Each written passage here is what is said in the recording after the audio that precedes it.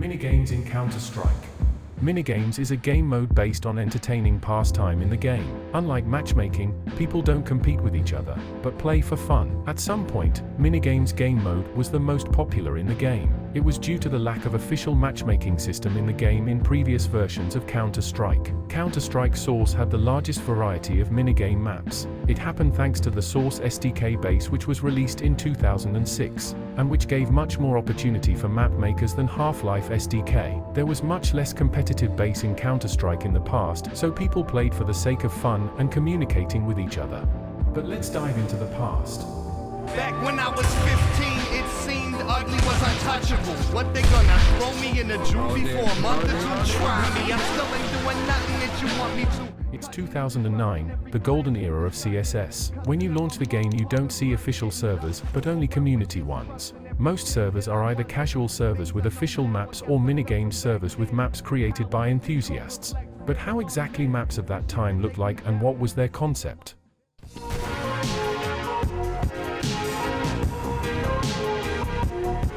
One of the first ever made and most popular maps was the map called Buses from Hell, which was created at the end of 2008. This map is an arena where CT players must survive for 2 minutes to win the game. It's not that easy because the buses are remote controlled by T-side. There are also exploding barrels on the map, which make it even more difficult for CT players to win the round. On a level with this map in terms of popularity was the map Minigames Pirate Wars, the map I talked about in the last video. The concept of the map is to sink enemy ship and eliminate the enemy team.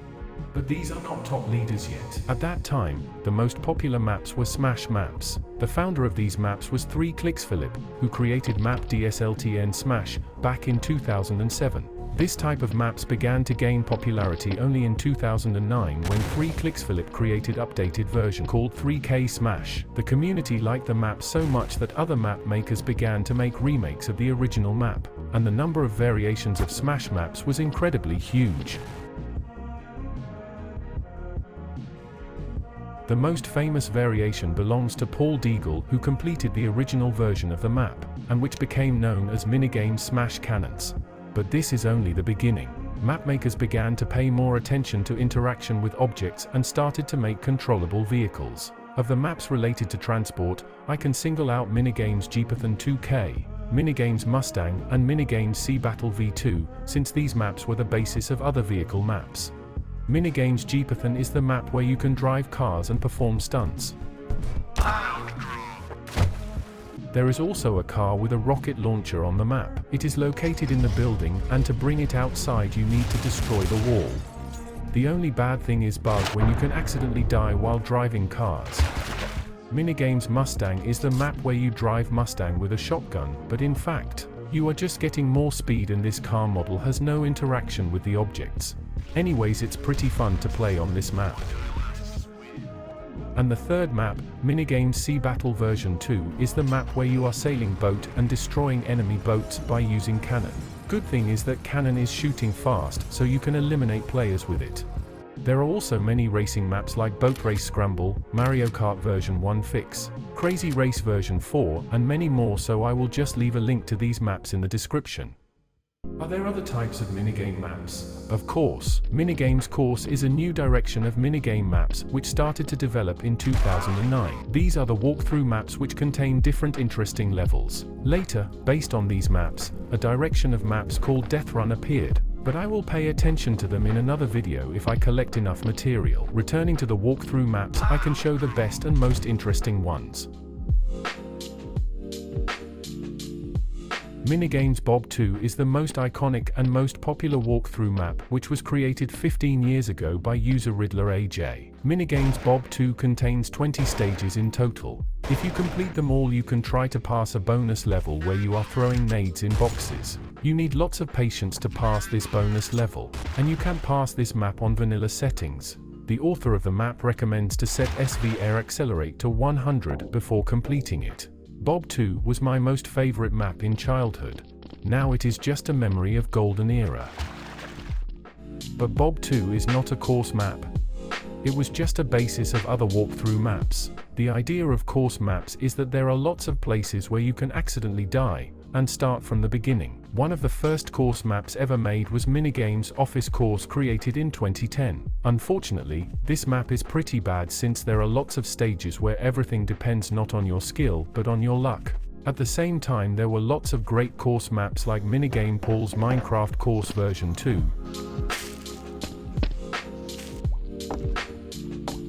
Minigame Escape Prison Beta.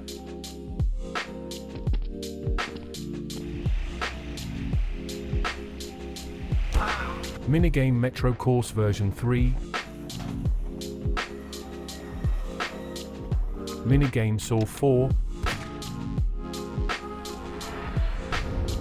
Minigame Lego Course, and, finally, Minigame Saw 3 Fix, which is close to impossible to complete on vanilla settings. I don't even know who can complete this map on default settings and not become psychopath. My list can go on, so I will end here. But that is not everything I told you about minigames. Defense maps are the maps where you should protect your base or yourself from enemies and you have limited space to move. The first defense map ever created was Minigame Hill Dash by Solid Snake. This map looks very simple because it was made in 5 minutes. However, the concept was new and tended to improve.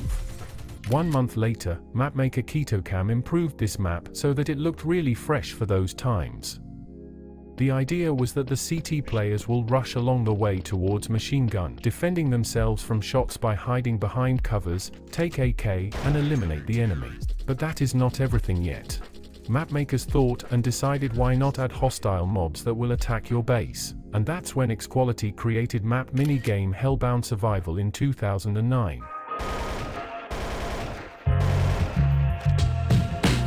This map consists of many waves with 4 distinctive bosses. Could you imagine to see something like this in Counter-Strike back in 2009? Apart from mobs and bosses, this map has mines which you can activate by pressing E. This map was a breakthrough of that time and the progenitor of modern co-op maps in CSGO. Just like co-op maps, this map requires you to work as a team to defeat all the bosses. I still think that even at the peak of popularity, this map was underrated.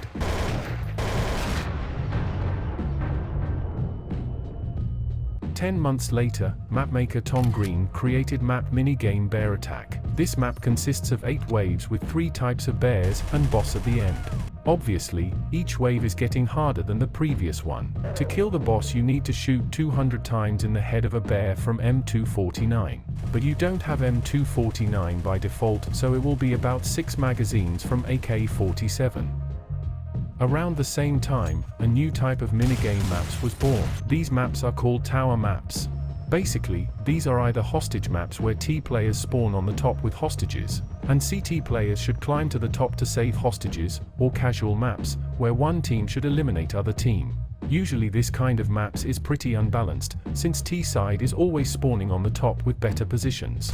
But personally, I had no problems with it. It was always fun for me to play on such maps. First tower map in CS Source was created back in 2006 by Happyman Van. It was a remake of the original TV tower map from CS 1.6, which I could not find on the internet, but at least I found a picture.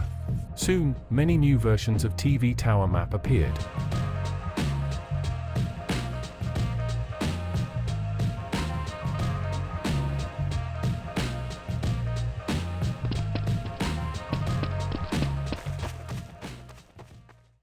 Finally, we moved on to the last category of minigames, which is called multi-games. Multi-games are the maps where you have lots of different mini-games which you can choose for each round if you get to the portal first. Usually these maps consist of 16 different mini-games, like slide race, football, jump rope, flying scouts, bunny hop, ice skating, race and many more. The most popular multi-games map was MG Lego Multigames. There were also a lot of famous maps like Hell's Multigame, All-in-One SG, Tom Green's All-in-One version 2, Paul's Multigames version 2 and others. But my most favorite map was Multigames LT Galaxy version 5, which has voting system to choose minigame. To choose, you must stand on the blue platform and wait for the blue line to reach the top. This map not only has a great choosing system, but also atmospheric locations and ambient.